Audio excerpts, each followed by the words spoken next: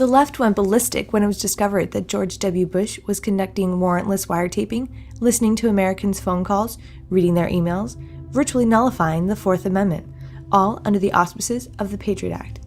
But under Barack Obama, the Patriot Act has reached a new level, called TIA, or Total Information Awareness. Obama's National Security Agency has jettisoned the cumbersome wiretapping protocol and found it easier to simply collect every single electronic communication transmitted and placed in a giant mega database.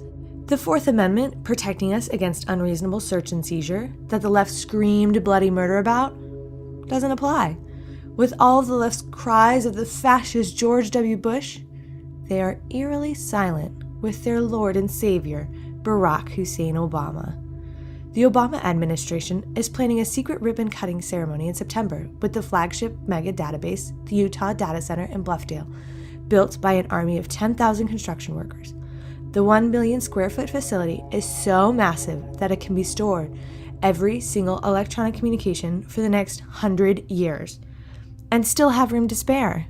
What's to be collected? Landline and cell phone traffic, email, Facebook posts, Skype, travel records, credit card transactions, bank records, stock market trades, and Google searches. This massive database will be tied in with the FBI, CIA, the Department of Defense, and of course the White House. Welcome to Barack Hussein Obama's fundamental transformation of America.